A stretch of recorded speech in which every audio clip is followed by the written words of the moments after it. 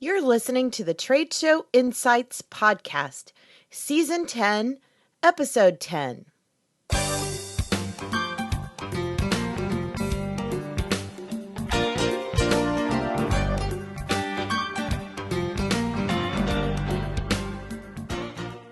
I'm your host and exhibit marketing strategist, Marlis Arnold, bringing you tools to improve your exhibit results. Today's episode is the continuation of a conversation that I had with two people on a show floor earlier this year. And I realized as a result of this conversation that there is a huge need for more discussion about this often overlooked topic, and that's making trade show floors and just trade shows and conventions in general more accessible to everyone.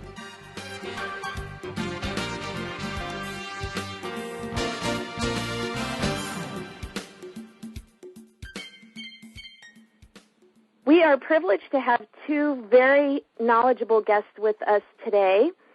First of all, as a lifelong learner and self-described total nerd when it comes to reading and information collecting, Joan Eisenstodt founded DC-based Eisenstodt Associates in 1981 to provide meetings and hospitality consulting, training, and facilitation. An informed and engaged trainer and facilitator, she is involved in numerous industry associations, including ASAE, DMAI, HSMAI, IACC, MPI, PCMA, and SGMP. And there will be a quiz on what all those stand for later. Joan's passionate teaching has been honored by many of those same organizations, as well as NSA, and by the way, that's the organization for speakers, not spies.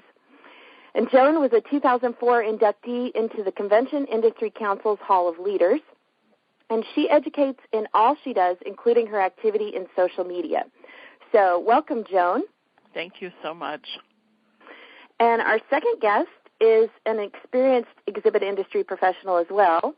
Lee Jacobia started his career in the exhibit industry in 1994 and has held various positions at exhibit training or exhibit design firms over the last 15 years, including responsibility for warehouse, account management, client team direction, and transportation management.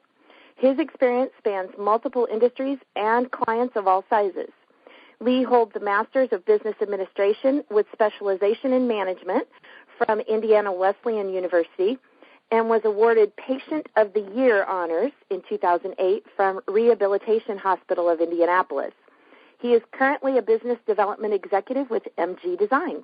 Welcome, Lee. Thank you very much. Well, you know, I thought I was fairly sensitive to issues for people with disabilities. Obviously, it's been since 1990 that the Americans with Disabilities Act was enacted by Congress, and so we've all had, a quarter of a century now, and you would think that the industry would have adapted and, things would be pretty accessible on the show floor. But then I had the opportunity to spend part of an afternoon cruising a show floor with Joan earlier this spring, and it really opened my eyes to things that I hadn't considered. And basically I discovered that trade shows are not exactly welcoming to people with disabilities, and that can be damaging to not only the attendees, but also to the exhibitors and also the show organizers themselves. So I want to thank both of you for being here, actually continuing our conversation from the show floor. And let's go ahead and just jump in and start with, what are some common aspects of trade shows that are not accessible to attendees with disabilities? Joan, you want to take that one first? Yeah, I'd be glad to, and I'm so pleased you're doing this. It was nice to be able to spend time with you, and then to have it have a purpose was, I think, even better. And then as Lee jumps into this conversation, our meeting him and allowing this to go forward.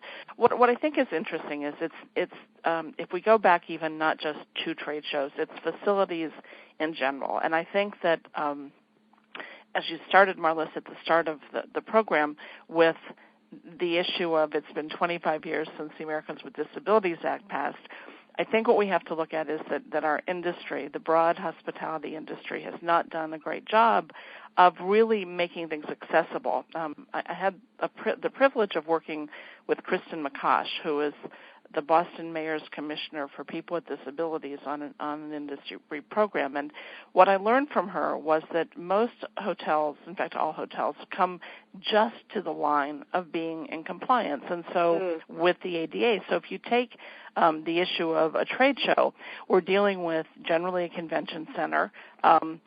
We're dealing with hotels that may or may not be connected to that center.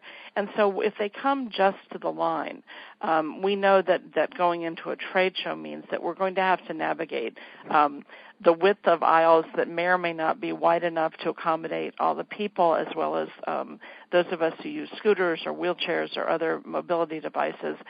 The noise levels within those facilities are sometimes very difficult because of high ceilings and level of noise.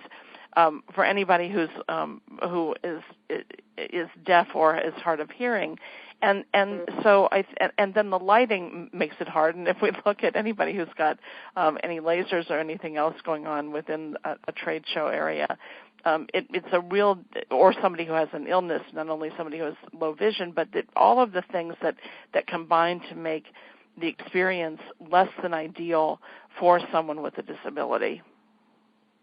Well, and you bring up a good point that there are so many different aspects to it. We kind of, at least I know I probably tend to focus more on the mobility issues just because I look at, how accessible is it for somebody to get around on the show floor, getting into the booths, which, that sometimes it's difficult enough just to walk into a booth, let alone try to get into one with a scooter or a wheelchair, and we're going to talk a little bit more about that in a minute.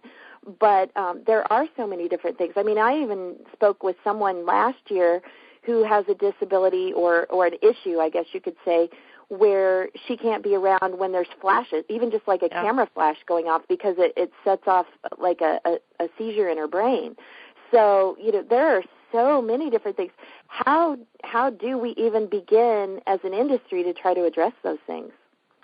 Here's what I think is interesting. I think that, and as I listen to you, I'm hearing in my head all the things that people have said to me. Well, we can't really, be sensitive to everybody, and we can't accommodate everybody, and, it's just a few people, and on and on. And I think that I think the first thing is it's to realize that within any population, there are going to be people who have either visible or invisible disabilities. And so we need to make that assumption. The second is I think that we have to, as an industry, look at all of the things that play into our shows, and to say, if I were someone with a disability, regardless of what kind it was, would I be able to maneuver physically, emotionally, to be able to hear and see, and how can I do that? And then I don't expect every show to be perfect, and like I don't expect every facility to be perfect. What I want is there to be a sensitivity to accommodation for those of us who have disabilities. And I think the issue is that we simply disregard people with disabilities, and I think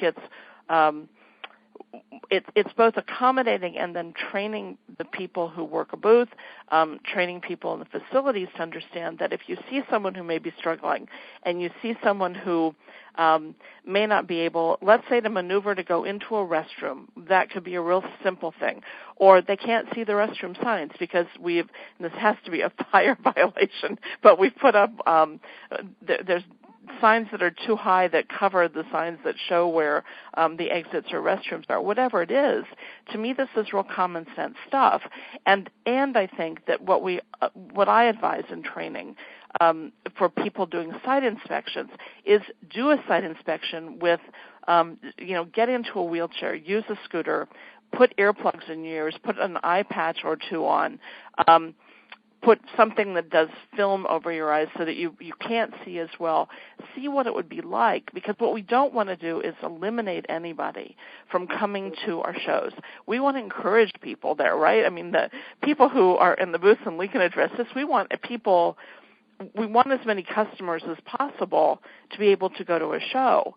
And if we are by exclusion, not accommodating and not thinking through what are the things that would allow people to attend, then we really are excluding buyers, excluding maybe even some exhibitors.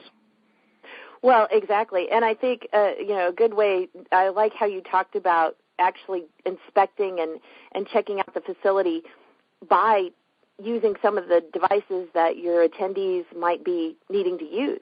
So kind of instead of the whole walk a mile in someone else's shoes, roll a mile in someone else's scooter and just see what the perspective of the facility is from that angle. Lee, can you share with us some of the challenges that you've faced on the show floor, and what have you seen that shows that, some of the things that definitely need to be changed or considered? Well, when I've been at the shows, some of the challenges that I've seen is, first of all, I have a mobility challenge, so I do utilize a wheelchair. One of the challenges maybe for me is, the time spent getting from one location to another. Elevators and ramps may be in different locations than stairs or escalators in some of your high traffic areas at venues or hotels, which may cause a little bit of that backtracking, which adds a little bit of time, from getting here to there. Do you have an appointment that you have to be at? Are you getting out of a seminar late? And you really have to become a little bit more aware of the path I want to take as opposed to what the path the masses may take. And I want to be alert and knowledgeable about where the elevators are compared to, stairs or escalators, or, where those elevators are, to the entrance and exits of facilities, or even into the halls, of the exhibit floor. So, some of the challenges, from a venue standpoint, I've seen is just some additional time getting from one to the next. Joan, you mentioned a point about the signage and everything. I think that it's very important that it is out and visible, with people that not only have mobility challenges, but also, are visually impaired or hearing impaired, that can get to them, get some extra help that they, may need to get to the right locations. From a venue standpoint. Now, from a trade show floor standpoint, and it's unique. You guys got to walk a show earlier together this year, and Marlis, you made a comment about seeing some of the things, that you really kind of didn't think about, as you're walking around, and I've encountered some raised flooring that may not have any access point at all, for a scooter or a wheelchair. I've encountered them to where maybe they only have one point of entry, so it kind of makes some things challenging, and maybe that one point of entry is, blocked with other display components or product material or something, Joan, you mentioned the aisles at the shows, or even some of the booth spaces at the shows. They can get very congested for everybody attending the show, not just anybody that may, be challenged one way or the other. So we've all, I've noticed those tight or narrow conference room doors, in trade show displays where, a wheelchair couldn't get through. Or, Marlis, you and I kind of talked about this earlier where, double padding on floors, and some of these booths are very large, 50 by 50, and can get larger. And, the double padding feels great on the feet. I've been in the industry a long time, both before my disability as well as now. And you know what? Double padding was great. When I stood on, hard concrete for 3 days, I would look for a booth with double padding just to stand into for a while. And now, I will roll around the outside of those booths to get to the point where I need to be, because it is a little bit different aspect for people, in wheelchairs, and a little bit more challenging to get through. I think it's important, that from a planning stage, and, to Joan's point earlier, for people that are designing booths or inspecting venues, to really kind of take themselves out of their position and put themselves in other attendees' positions to see what they may be experiencing with a venue or on the trade show floor. Lee, I want to jump in. I'm sitting here nodding vigorously as you're saying things. And, it's interesting about the point of entry into a booth and how difficult that is. And also, let me speak to it from also a person who's not tall. So when I was able to be on 2 feet all the time, it was very difficult even then sometimes to get into places because a two-story booth became an impossible situation because I'm not tall, because it was uncomfortable to climb up steps. And so, even with a two-story booth, when we're dealing with, it's not considered a disability, but someone who has arthritis or bad knees, or somebody who over the weekend became the weekend athlete and did all kinds of damage to their bodies. And I think it's a huge issue. And the other thing that made me, that I want to go back to too, was that what you said about the time that it takes to get someplace. And that deals with how a show organizer is scheduling the show, the timing of where they hold it, especially if there are sessions in conjunction with, and trying to get from one place to another. And you're absolutely right. It is not an easy point of entry. And I don't know about you, but you probably, and I shouldn't assume this, but I may. I don't know if you're looking up more necessarily because you're in a wheelchair versus on a scooter. I find sometimes on a scooter that I'm having to pay so much attention because not only are people totally ignoring the fact that I exist, which tends to happen for those of us with mobility disabilities, it's also that if they're not talking to others or looking above our heads, they're texting or using an electronic device.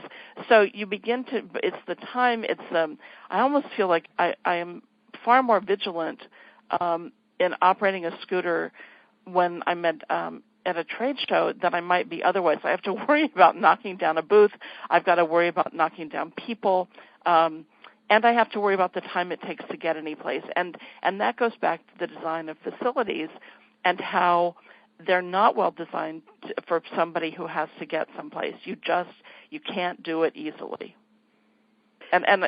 Where we all were, I'm not going to name names, although they're aware of it. The hotel in which I was staying, to get from it to the show, I had to go down an elevator to like a small lobby, and then out a door to get to to roll over to the show. And the door to go in and out from there had no push button, nothing that allowed nothing automatic to allow that door to open. So I found myself having to ram it open, and then to get back in, I had to wait till a stranger came along to help me open it. There was no way to do it. Oh. That's just so. How does that even pass the ADA compliance? Well, I asked the hotel that because this was the second year in a row that made it tough, and so what I found so interesting was that it was. They said they'd never really thought about it, and I got their attention with it. They said they'd look into it, but this is again where Krista McCosh talks about there are things that are. My guess is that overall the hotel was in compliance, and my guess is nobody has really done an inspection of it for a long time. I don't think that the Department of Justice has enough people to go around inspecting all the hotels to make sure they're really in compliance, and they're simply not. It's and Lee, I'm sure you have the same issue of getting in and out of restrooms where the doors are both heavy and they open outward, and it's difficult to maneuver in. They may have the sign outside that shows the wheelchair symbol, which is the international symbol for disabilities, and they may have the wider stall, but to get in or out is pretty impossible. Yeah, I've been in situations like that, and first of all, I consider myself very fortunate because, even though I do have a mobility challenge, I do have, I still have a lot of range of motion and upper body strength and things like that. And, one thing to keep in mind is, even people that have challenges, we're all still individuals, so our difficulties and our challenges may be different. Two people may go into the same scenario and have a different opinion or a different experience, if you will, on whether that fit for their disability or their challenge, So, and yes, I've been in some situations where, the doors don't have the automatic button. Now, just speaking from my own scenario, I typically don't use those buttons anyway. From my own disposition, I can get through the doors a little quicker than the automated little machine opening it up for me and stuff. So I tend to just still use my arms and, open doors and things. And I've been very fortunate. I've not encountered or, been in an aspect of a trade show that I have found totally unaccessible. I've been able to get in, and it's not really detoured my goals or, me accomplishing my goals or, getting my jobs done or, while I'm at the events and things or attending, the seminars or scenarios. So, sometimes you kind of get, personalized in what you deal with and some of the other things that you may not pay as much attention to, Joan. So like when you say some of the visual and the hearing stuff, that's stuff that I have to take in consideration as well, because I don't deal with those on a daily basis. So it's things I have to put myself in others' shoes for as well, to kind of see how those scenarios would affect different people. And those are fair points, and I think what you said about taking each person as an individual, I think, is the biggest issue. Although, I think anybody, any of us who deal with trade shows, whether they're a couple thousand people or 30 or 100,000, whatever they are, it becomes difficult. And I think more or less this is the point of what we're talking about, to accommodate everybody or to anticipate all the needs. And I think that, going back to your one of your original questions, it's how do you do that? How do we as an industry accommodate everybody? How do we consider everybody? We may not know ahead of time who's going to need assistance. And I think, to me, it really, for me, is using common sense. It's, if I were someone who had a mobility disability, or if I were planning for someone like that, what might the needs be? It's also asking. It's saying to people, by law we're supposed to, on registration forms, and to me the simple question is, what do you need to fully participate? And that allows people to say what their needs are. And the law is fairly specific, and yet to me it's sort of, again, like facilities just come right to the edge of the law to be in compliance. I think it's for us to really go a little beyond that. We are the hospitality industry, so I think asking the question and then thinking about what would it be like if I were at my own show and I couldn't, if my vision were low, or if I were deaf or hard of hearing, what would I need to do in order to participate? Would I need to have, if I were deaf, if I spoke American Sign Language, would I need an interpreter to help me go to the booth? And that, to me, is something, a really reasonable accommodation. Is it, looking at the sound levels, or looking at how we light the show floor, or how an individual booth has lighting? And I think that the individual booth issue is something that I think would be pretty easy to fix. They're having the wonderful carpeting is great for the people who have to stand there all day. And is there a point of entrance that isn't going to have that carpet, or is there something that we can put over that? The booths that have the lips, to me, are dangerous regardless of someone's ability.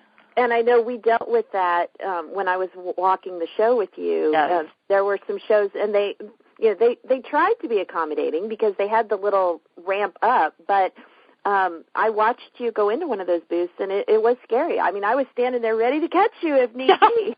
Well, you feel like you're going to fall, and I know that even navigating city streets where I live, sometimes when the sidewalks are slanted, or there are what do you call a pothole if it's on a sidewalk? I guess it's still a pothole, right? So when you try to navigate that, it's tough, and I'm not as experienced on my scooter. It's still somewhat new to me, although I've been using one for quite a while. But I think it's understanding the risk that, and it's also a risk if you're the show organizer, because my other hat is always on risk management. So I think, could I be sued because I'm not taking enough care in a show? And I think it's to me, there are so many practical things you can do. It's also how we train booth personnel.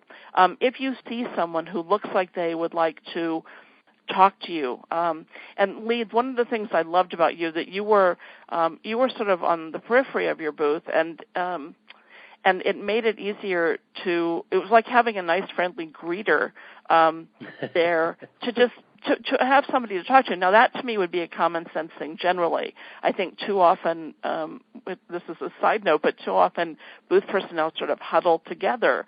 And so if I don't feel that I can enter easily, meaning whether it's on foot or otherwise, and I see people are not accessible, that's a whole other issue. And I think that it's,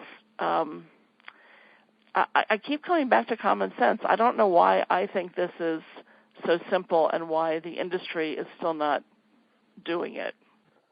Well, and I think... Go ahead, Lee.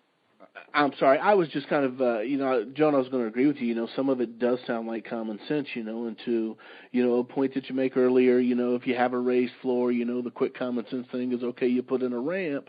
And, it's so important to extend the questions beyond that first answer. You're still putting yourself in others' positions and say, okay, now is that ramp, is it too steep? Is it wide enough? Does it create other areas or other challenges? What are we going to put when someone's coming into the booth on this ramp? What are we going to put 3 feet in front of the ramp? Is it going to provide enough room for someone to enter into the booth? And yeah, you do think, a lot of those things are common sense, and it feels like it is as you talk something out, but I think that, is still kind of that educating, people need to be educated, and they need to have some experience and training.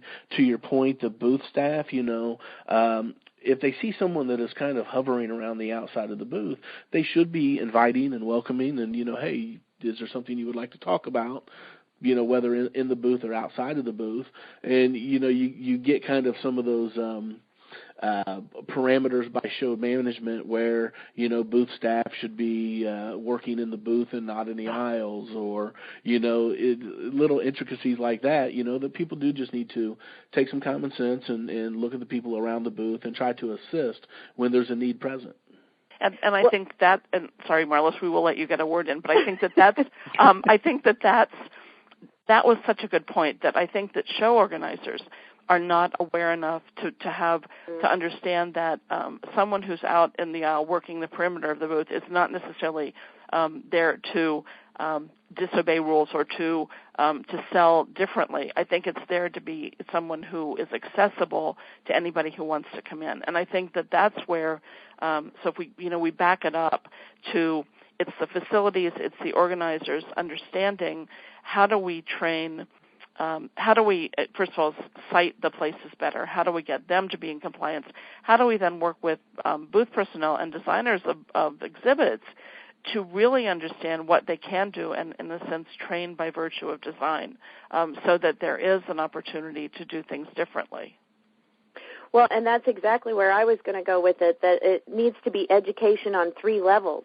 It's the venue, it's the show organizer, and it's the individual exhibitors, because even if you happen to find a venue that is really good at having everything being not only compliant but very friendly to people with disabilities, you can still have issues because the show itself is not laid out well or the individual exhibitors are doing things wrong. So it really is a 3-part education to get everybody working together to make it more friendly, because like you said, Joan, the whole goal is to get more people there. I want to kind of shift gears a little bit and talk about, and Lee and I had discussed this earlier, we really don't know how many people are staying away because they have a disability maybe and they just think trade shows are too difficult. Joan, do you know of any kind of study that's been done or what are shows trying to do to be to find out exactly how many attendees they're missing out on? And I will tell you that, to the best of my knowledge, there's very little being done to study individual shows or the industry in general to see why people are staying away. It's the same way that when I work with clients, meeting design, what we're looking at is, why are people attending? Why are they not attending? What do you know about the people who used to come to your meeting and now aren't? And most organizations and companies are not doing those kind of studies. I think that we have to assume that there are a lot of things that keep people away from a meeting and or a trade show. And we know some of the basics. Some of it can be cost, some of it is time. And I think that we have to then say, what are we doing to show that we're going to be as inclusive as possible, and point that out. I think that marketing can go a long way to say, we've changed our show to be more accommodating for all people. And here are some things we've done. It's even, I go back to being not tall. It's when I have to go to, let's say on the trade show floor to buy food, and I can't reach anything. Now, it's not just because I'm on a scooter, but it could be because the person is not tall or doesn't have the ability to use their arms well to reach something. So what are we doing in design that makes more sense that will do that? So then if we tell people, here are changes we've made, we want you to be there. And then if we ask, not just on a registration form, what do you need to fully participate, you say to people, what will encourage you to come? Organizations do focus groups all the time, and that helps. I don't think they do them often enough, and I don't think there is enough of a push to find out that information and then to sell the changes that allow people to participate fully. Right. And it all goes back to communication and asking people what could be more beneficial.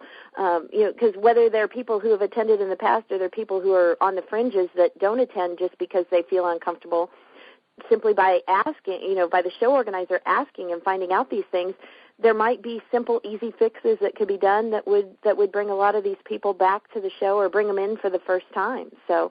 And taking it just slightly away from the issue of people with disabilities, I think if we also look at, when you said what is making them perhaps uncomfortable, I think about a friend, a woman who's Muslim who was a meeting planner. And one of the reasons she stopped being part of this industry is she said everything she went to that was industry sponsored always had alcohol, and she can't be there. And so I think if we think about, we have a society that is very inclusive of a lot of different kinds of people, and I know that people think that's being PC, politically correct. I think it's being literally hospitable. You wouldn't invite someone to your home and knowing they were a vegetarian, I hope you wouldn't, knowing they were a vegetarian and cook everything that was meat-based or used, like if you're making soup that had a stock that was meat-based, if you knew that. And so to me, you just multiply that times the number of people at your show, and you think, what are the things we can do that will encourage people to be there? How do we train people to be accepting, to be comfortable around? I always think that it's so interesting when you look at small children, they'll often be very curious about people like any of us in wheelchairs or on scooters, people who are different to them, right? And so parents sometimes go, shh, don't ask, ignore them.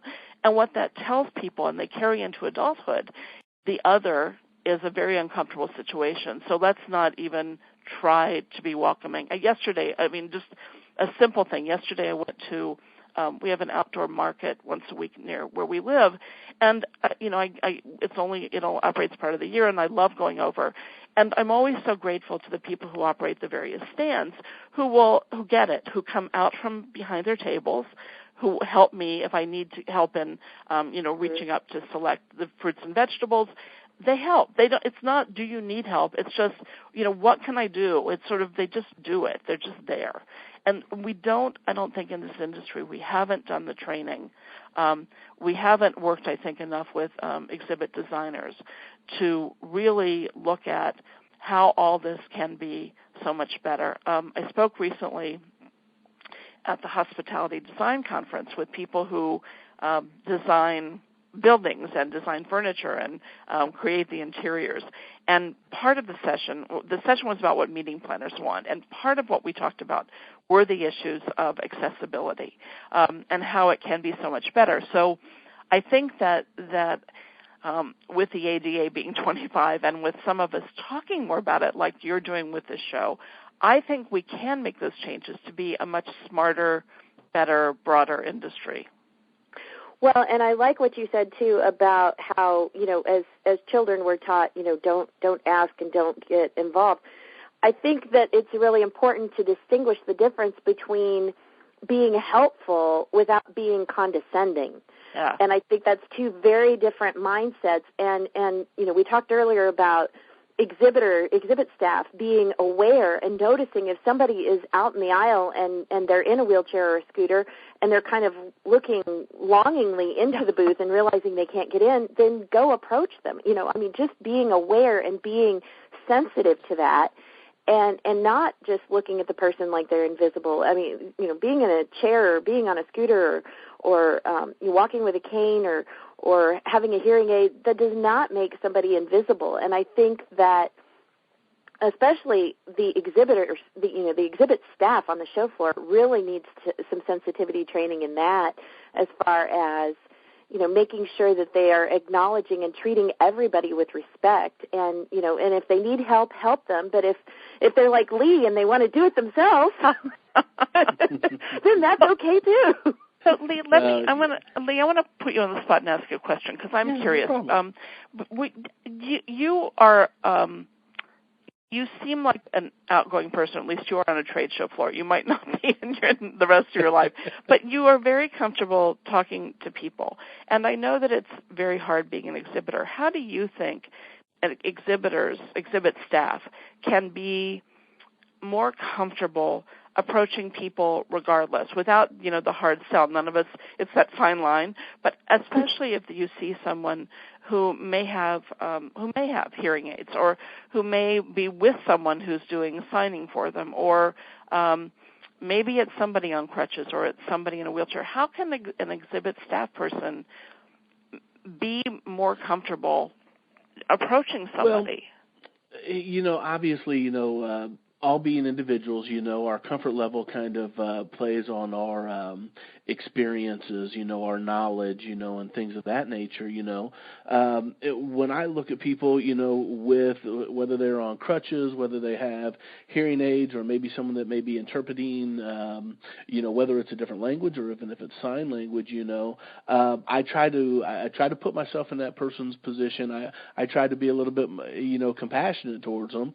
I understand, kind of what they're going through from a different direction, and this is just me speaking, and I try to assist them in accomplishing their goals, while they're on the floor. When I'm working as a booth staff, I'm trying to speak with everybody. I'm trying to meet as many people as I can. I'm trying to provide the experience that they are coming to my booth or the show that I'm working at, try to provide them the best experience, that it's about. All of the face-to-face trade show marketing and, events and things, are really about the experiences that we have while we're there. And I really just try to be cordial, to everyone I meet and come into play with, whether they are able-bodied or need some extra assistance, regardless of what it is, and just try to make their experience, be one that they can positively remember and draw from. And, at the end of the day, if I'm there as a booth staff, I am there to work that booth and bring in prospects and people to talk to and contacts and, answer questions they may have about our services or product. And me personally, I do like talking to people. I don't have a problem whether it's with myself going into a busy area or a congested area, or being in a congested area and welcoming more people into it. But I do think it goes back to the education, the training, some of the things that I've thought of about being a booth staff since after being in a chair is, okay, maybe when I get to a different city, I need to acclimate myself with my surroundings so that I can share that information. So if I see somebody else with, a challenge, hey, maybe that's not the best way to go, or, hey, maybe, there's some signage over here that may direct you in the right location or something of that nature. So I do think it's about that individual education and understanding. It is some about that individual compassion towards another. You talk about people that look past you, when you have a disability, or people that will just greet you, and I've encountered both types of people. I actually love children because they do ask questions. Yeah. They do want to know. A couple years ago, I was coaching third base for my son's Little League team, and the young man playing third base on the opposing team kept trying to get my attention, and I was trying to get him to pay attention to the game. And these guys are 6 years old, but ladies, finally he looks at me and says, "Hey, how do you get upstairs?" Oh, what a great question. And, I'm thinking this young man probably has stairs in his home or school or wherever. And he is just, for 2 innings, he's, hey. And finally he just blurts it out there. Hey, Good how do for you get him. upstairs? I love that. And Joan, I thought the exact same thing. Yeah. I don't, you know what? I answered him, and we kind of went on, and from having young children and being around a lot of children, just yesterday I was at the end of the year first grade. It's a party day with bouncy houses, and and I go there, I hang out for a couple hours, have snow cones, play some dodgeball with my kids in their class and stuff, and I really enjoy the kids looking and asking because it is something that's not to be scared of. It's something to, it's just something that makes me a little bit different of an individual than you, and we are all individuals, able-bodied or not, and this is just something that makes me, and you have things that make you, and, I actually appreciate it when the people ask me because, then they are not looking past you, Right. And I've put myself in that position and say, okay, that is probably just their disposition, their education, their experience, or maybe just their overall comfort level. A lot of people, have a problem with asking you what happened, or do you need help, or you get that fine line, with people. Do you need help? Do you want help? Yeah.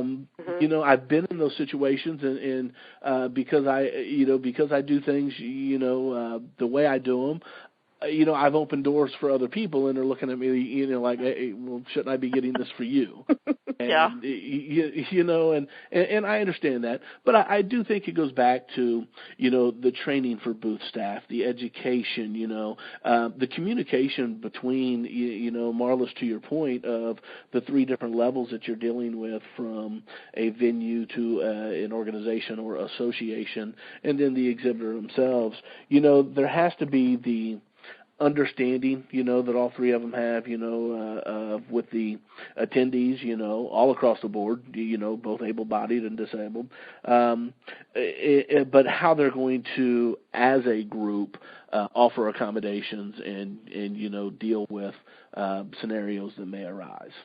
And it occurs to me, too, and maybe, Marlis, we should have started with this, but I'll put it now, and that is that neither Lee nor I are experts on the ADA. We're people who have experiences with disability. I do training on inclusive hospitality because I know things that are easy fixes. And I think that there will be people who hear this who have disabilities, people who know people with disabilities. There will be people who think that this is all hooey and that they don't really have to do this because they're sure that nobody that ever attends their show either has a disability or ever will. And I think that the biggest point is that we all have to be aware of other people and to be inclusive of how we do business.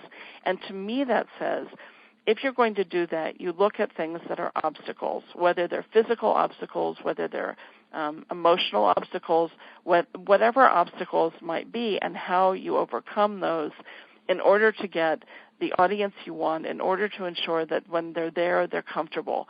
It's the same way that we have become better, not great, as an industry when it comes to dealing with, let's say, food on a trade show floor where we're going to have a reception, and we're trying, I think, to be better with safety of food so that there's not cross-contamination, which to me is which does come on under the ADA, and so people with severe food allergies. And we're better at that. We're simply not, we're not there. And it's very hard for me to understand that 25 years later, we're not closer to where we need to be. That the width of a doorway is not still good enough, or that you can't get in and out of places, or that the time to get there, or that I'm still amazed in some hotels and convention centers where I have to go to a service elevator in order to be accommodated to get someplace. And so I think that I think it is training. I think what you're doing with this show is a gift, because what it allows people to do is to begin to hear it and understand it and think it, and to begin to look at their shows differently and what they can do. And I think that it would be great if all shows had great advisory boards, and they included someone who has a disability, to ask them what they experience, because until you understand it, or until, again, you take the time to do a site visit or go through your show as if you were someone who had a disability. And let me just do a quick note on that. When I first started doing inclusive hospitality, inclusive meeting sessions, and I talked to people in the disability community, and people who are much more familiar than I, and there are people who believe that no one should ever, quote, pretend to have a disability. What I learned was that if you're doing it for a training purpose so that people can understand it better, that it's a good thing to do. And so I think that if we do that, if we have let's say you have an exhibitor advisory group, have them experience the show, again, using a mobility device, putting earplugs in so that they might not hear well, doing whatever it takes to say, whoa, I never thought about this when it came to the show. Let's brainstorm some things that we could do better. Right.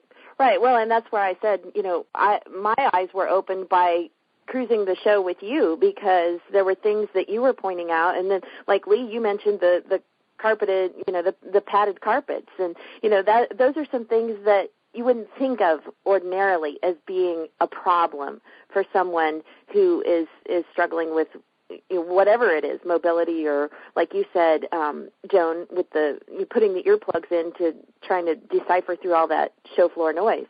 I think it's just really important that it is more of a topic of discussion, and that was my whole goal for doing this call. I mean, we had a fabulous discussion on the show floor, and it's now just flowed over into this conversation today. And I really hope that my goal with doing this was to get this discussion started, because I really don't think it's happening hardly ever in this industry. And so my goal is to have this be, since it's going to be out there from now till eternity, hopefully people can discover this and listen to this conversation and learn what they can be doing, how they can be more aware and more considerate of all different kinds of disabilities. And we focused a lot on the mobility issues today, but I do want to point out that I actually did do a previous interview about working with deaf attendees and using interpreters on the show floor. So I will include a link to that in the show notes as well, along with a couple of other articles of reference talking about specifically for the meetings and trade show industry as far as dealing with some of these issues. But I think that both of you have done a stellar job in helping to open the eyes of not only me, but all of our listeners as to what they can be doing and how they can make the shows more accessible no matter what their role is. I mean, Joan, we had talked about this before. Regardless of your role in shows, there are things that you can be doing to make them more accommodating to people with any kind of disability. So, And I think it's being accommodating. Period. I think that I think that if we kept the word hospitality in our brains, and if we said that we are all part of the broader hospitality industry, and what we want to do is make sure that people can participate in coming to the facilities in which we're holding our event. If we are a facility owner, management company, operator, what will make people feel more comfortable? What are those routes that we can do? How can we get people to and from? Are there doors that would be easier to open? Are there restrooms that we can make more accessible? What are all the things that we can do to allow that to happen? And I will give a plug for the Registry of Interpreters for the Deaf because they are a superb organization and they have members throughout the world. And so if people need interpreters, there are great resources out there, and we don't have to struggle to find them. We have there are organizations that help us do the work we need to do to make things more accommodating. And I think that if we can continue to spread the word, and if we can continue ourselves to do what we can do individually, then we can make this industry really hospitable. And I think that's a great point for us to wrap this up on. Joan, if people would like to get more information from you or get in touch with you, what's the best way to do that? The best way is to go to my website, which is Eisenstodt.com. So it's EISENSTODT.com, and there's a great way to link to me. Okay, and we'll also have that link in the show notes as well. Lee, how about you? What's the best way for people to get in touch with you if they have additional questions? The best way to contact with me would be through my email address, which is ljacobia@mgdesign.com. All right, great. Well, thank you both so much. Like I said, this is a conversation that is long overdue in the industry, and here's hoping that not even in 25 years, but even in 5 years, that it won't be nearly the problem that it is today, and that people will be much more aware and much more hospitable, as you said, Joan. So thank you both for being guests today on the Trade Show Insights podcast.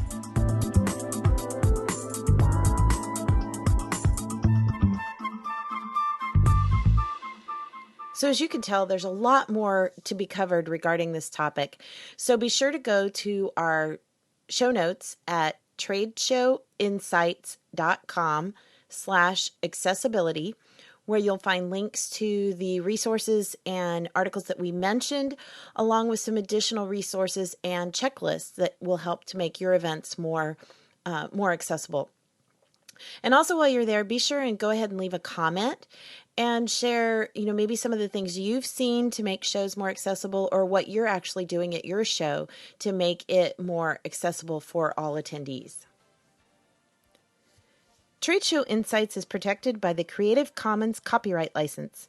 You may feel free to share this recording with colleagues or embed it on your own blog, as long as it's shared in its entirety and is not used for commercial purposes. To learn more, please see the link in the sidebar of the show notes at tradeshowinsights.com. That's it for this episode of Trade Show Insights. Be sure to check out our show notes and archives at tradeshowinsights.com, or connect with me using the social media links or contact page on the site. I'm Marlis Arnold. Thanks for listening, and be sure to join us next time for more tools to improve your exhibit results.